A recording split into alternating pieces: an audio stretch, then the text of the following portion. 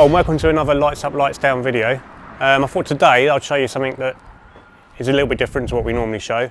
Something that's not Japanese, obviously, just show that we are interested in other things. This is actually my T25 camper, 1.9 petrol. I bought this, I think, about 3 years ago, and I'm just going to show you some of the things that I've done to it since having got it. So if we start with the outside, the van pretty much, in some ways, is pretty much as it was, but I have done quite a bit to it as well. So the front end originally had the single round headlights. So I managed to pick up these headlights with the proper right-hand drive ones, with the grille and everything. Got them quite a nice price, so they went on. I then also decided to go for the Terrapod sort of, well, not really fogs, they're more like a daytime running light, really, sort of LED ring in there. And I put the spoiler on the bottom, but I never really liked with the T25s how the front bumper really sticks out. So I made a decision, a bit of a controversial one, but I made a decision to cut the beam back and sink the bumper back by, it's about 70mm further back than what they normally are, but I think it just gives it the almost like a that's where it should have been kind of look. So it doesn't look like it's got a sticking out bottom lip. So that's the front end. Very recently I changed to the sort of truck style mirrors, or synchro style mirrors. Anyone that's driven a T25 with the standard mirrors will know how shockingly bad they are. These, at least I can see what's behind me now. Then we'll talk about we might as well talk about it now. So we've got the ARB canopy that pulls out. It's not like a wind out one, it's just like you just roll it out, put the legs down and everything. And then I've got like the wind stops that come off of that. The pop top, there was quite a lot of work in that. That was, when I first got the van, that was the canvas was just completely had it, and it only went up about half the amount it goes up now. So seeing as the canvas was knackered, this being an old Danbury bus, you just can't get those. You can't get those canopies. Sorry, the canvas for it. So I thought, well, I've got to get it custom made anyway. I may as well change it, make it go up higher, give me a bit more headroom, and then give me the opportunity later on, if I need to be able to put a bunk up there if needs be. So I'll show you a bit more of that when we go inside, like the brackets and everything that we had to change to do that. Before I forget, I've also got the camper van culture, I don't know what you want to call them, wind stops, whatever you want to call those. Come around to the back, nothing, that's all as it was. We did the wheels. I had those refurbished. These wheels were on the van when I got it, but I got them refurbished, same as what I did with the Supra, which is the nickel kind of powder coating, which kind of looks like, it's supposed to be they call it nickel chrome, and then the polished lips. Which it just gives it's just a bit more than having silver, just a standard silver, and you know, it's just a bit nicer. All the rubbers, redid all the rubbers. These, when I first got it, they had big gaps between them where they'd shrunk, so it's all had new rubbers all the way around. These rubbers here are all new. So that's done. So there's still some things to do on the exterior, but it's pretty much there. There'll be some rust works to do at some point. It is pretty good, but there will be some to do. It is a Volkswagen camper after all. Right, so actually let's start with the inside the sort of cabin. So when I got this, it had an interior in it, but it wasn't what I wanted. It was pretty tired, not fitted that well, so I always bought it with the intention of the interior was going to get completely stripped out. So it did. It got stripped completely to a bare shell inside. I got hold of the captain's chairs, got this all trimmed to how I wanted, with the door cards, and in the back as well. And we did the mats in there, looking a bit tired now, but they've been in there for years. But that was that. Going round to the back. So we've got, so as I say, all this inside here was completely stripped out, right back to the bare metal. So literally everything you see in here is new, with the exception of that headlining and the fridge. That was the only thing that stayed, although we changed the colour of the front.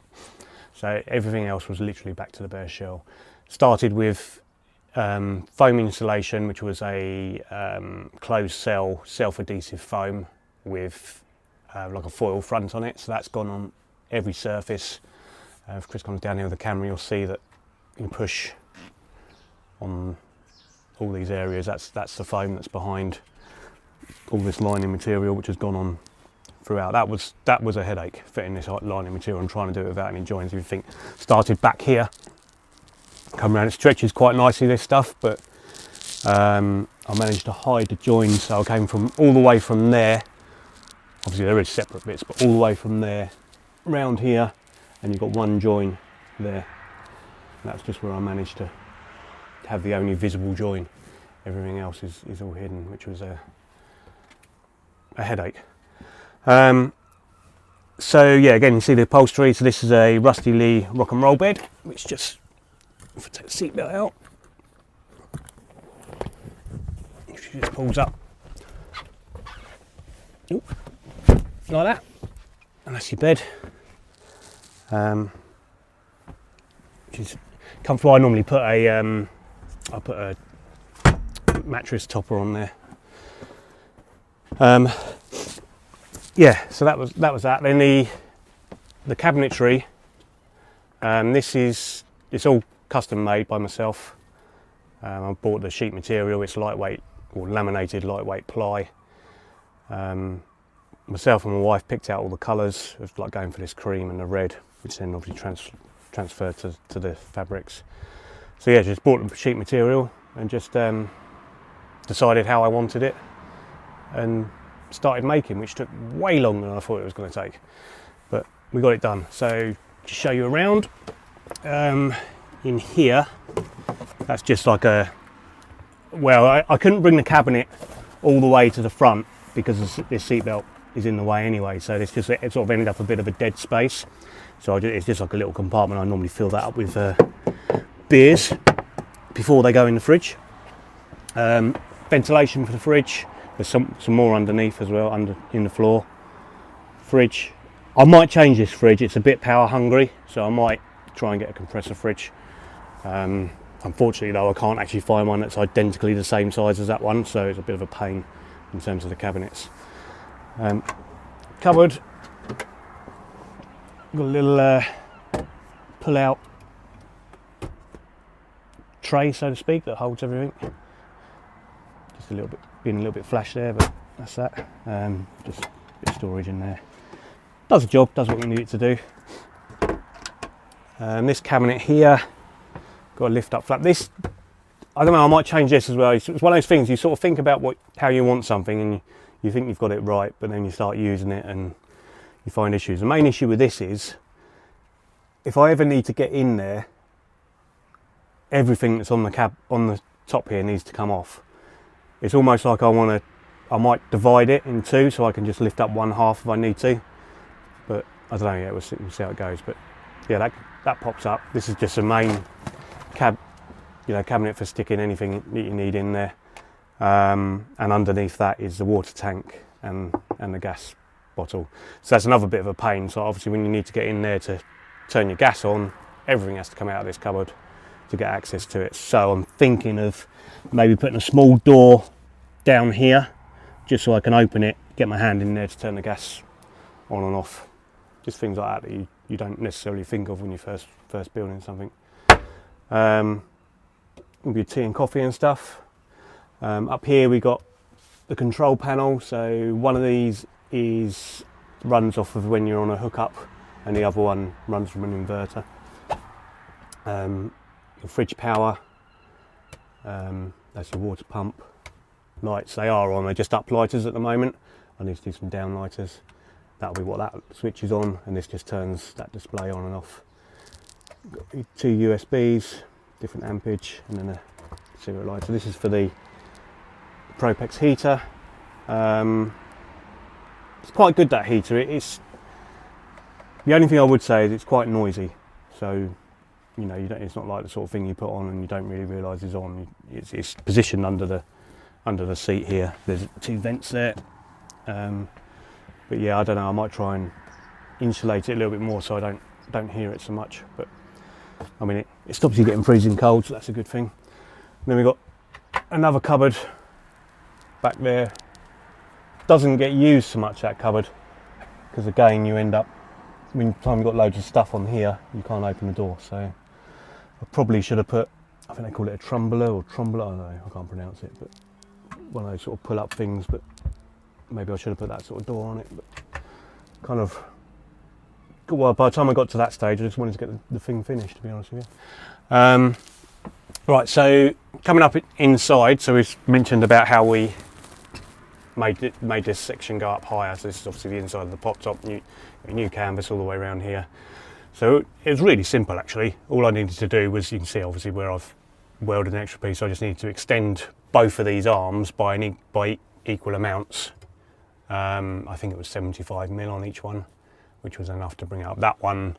Because that was a tube, I managed to cut that, slide a solid bar inside it with another tube over the top and weld around. That's why you can't see it on that. Obviously it wasn't really possible to do that. These are really sprung loaded as well. They're a bit lethal actually when you take the rest off. So yeah, but anyway, it weren't too difficult to do, and it just seemed like a no-brainer really, as we were there doing it anyway.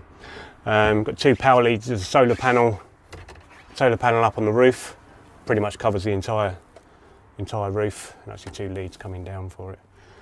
I think that's about it in here. The only other thing we'll be doing is I did have, I still got them actually, the thermal sort of sucker on things for curtains, but they're a bit of a faff, so I'm probably going to actually go back to curtains. I just need to get some made, which I'll be doing sort of in due course.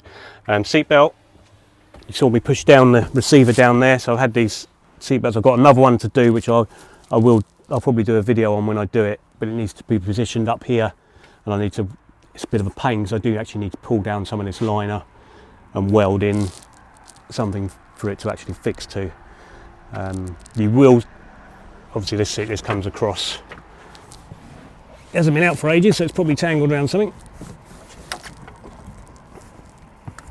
Yeah, so that comes across and then catches into the catch there. You'll probably see a lot of people talking about seatbelts for the back of here where they both fix over there. Don't do that, it's not the way to do it.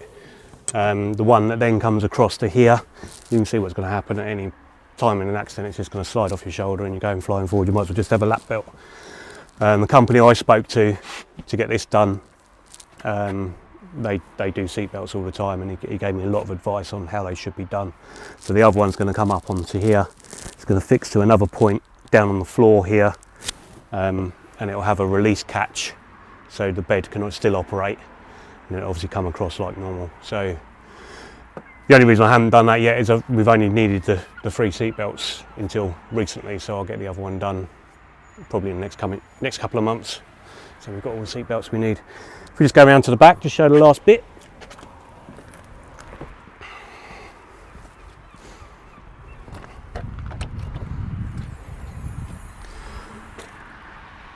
So obviously the back of the bed, this cabinet here was really, really tricky to do.